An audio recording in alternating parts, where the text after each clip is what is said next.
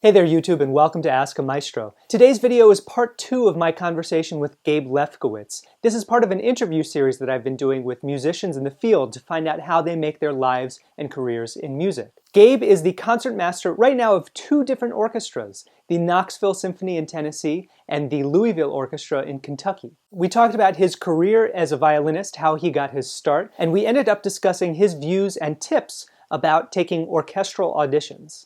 I started violin when I was 4, actually studying with my grandfather. And then I had a series of private teachers. And my dad was actually never my primary teacher, but he would practice with me and very helpfully make sure that everything I was working on at lessons I was taking home and working on in my own individual practice. And I was just, a part of a youth orchestra program in Boston. I was concertmaster of the various levels of that program. Then I went to Columbia and studied music, but it wasn't a performance degree. And then I went to Juilliard for my master's in violin performance. And basically I had 1 year out of school where I was playing a lot of weddings and corporate events and kind of gigging around. And then I took an audition, and it worked out, and I joined Knoxville Symphony as its concertmaster, and I've been there for 5 years. This is my 6th, but this is a transition year, as I am also starting as concertmaster of the Louisville Orchestra.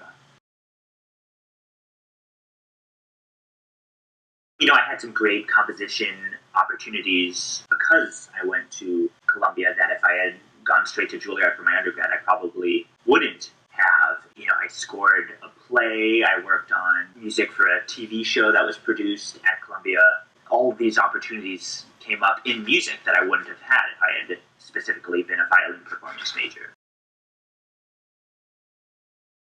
I had always been a concertmaster since age 8 in an orchestra, one of the Pee Wee orchestras of my youth orchestra program, the Boston Youth Symphony.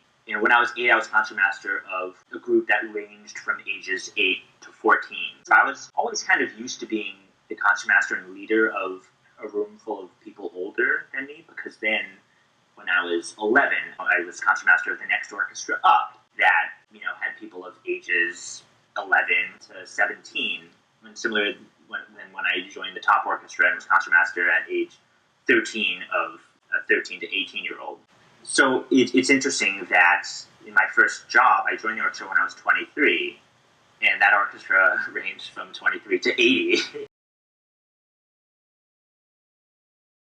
The audition repertoire lists are completely different. You get some of the same orchestral excerpts, and you have to play an exposition of a concerto, just as you do in any audition, but there is a vast repertoire of concertmaster solos. Heldenleben, Swan Lake, Scheherazade, Brahms 1, the Bach, St. Matthew's Passion. But I guess my approach to playing concertmaster auditions is that I always try to play an excerpt as if I am demonstrating as obviously as possible how the piece goes to a student.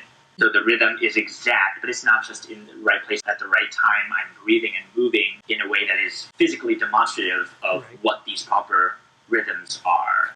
That's what it kind of takes sometimes to do the job, is to be that exaggerated, that confident and sure of yourself that people cannot help but magnetically be attracted to what you're doing and follow suit. Maybe my interpretation would be a little bit more what I thought was generally done for a piece. And in a concertmaster audition, I might take more of a risk. If I really believed that some Bach solo needed to be done in a Baroque way, I might prepare it that way and lead it that way. But yeah, I would certainly want to be as rhythmically intact as I was if I was playing the concertmaster audition, but maybe in terms of my musical approach to things, I would create a sound that blended a little bit better, and I would make artistic choices that would be more middle of the road, I would say. Mm-hmm. As early as possible, you need to attack your weaknesses. We all have strengths. We all have weaknesses. You need to utterly let go of your ego and pride and listen to the people who can help you or who are telling you that you have a deficiency in some area of your playing, because you're not going to fool anyone in audition. You're not going to get by faking a spiccato stroke if you have difficulty playing that gently. You're not going to get by an intonation thing because you vibrate more heavily. You can't fool anyone in an audition. The excerpts are too difficult and they're too good at listening. So we all have strengths and weaknesses, but you have to really start doing that as soon as possible, because it only gets harder to weed out your deficiencies and to work on them the older you get.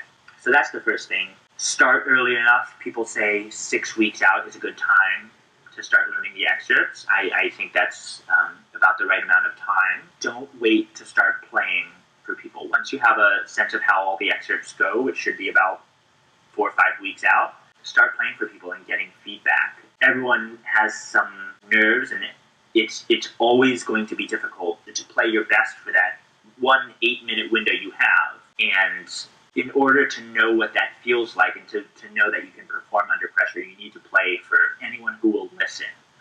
I don't think it's too late for anyone to get themselves in the shape that it takes, but it takes a lot of work and it takes a lot of honesty. And musicians, by and large, are people with egos and weird personality quirks that can very often get in the way of doing that type of soul-searching, honest, self-critical work. So it's interesting. Sometimes you see master classes, students playing, and a very well thought of coach will be listening and will say, but what does this note mean? Can that be more exciting? What if you did this with the phrase? And that's their job, and that's all they can do when they come to be a guest coach, because obviously you're not going to sit there and say, that note was too sharp, your rhythm's not good here. Are you really counting? That's not a good legato.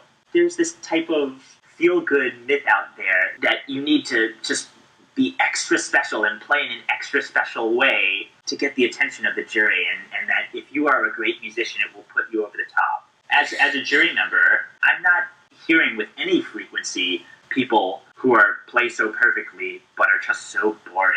The vast majority of people might have something interesting to say, but they're just technical chops. Their sense of rhythm, their sense of pulse and intonation aren't good enough. And that's the disqualifying factor for 90% of people. Anyway, that's my depressing spiel on the state of auditions. And I think it's not what a lot of people want to hear. Okay, YouTube, that is it for this episode of Ask a Maestro. Thank you so much to my friend Gabe Lefkowitz for participating in this interview series. Please leave your questions in the comments below. Feel free to like this video and subscribe to the channel. Until next time, go play an instrument, practice for your audition, or sing a song. And until then, goodbye, everyone.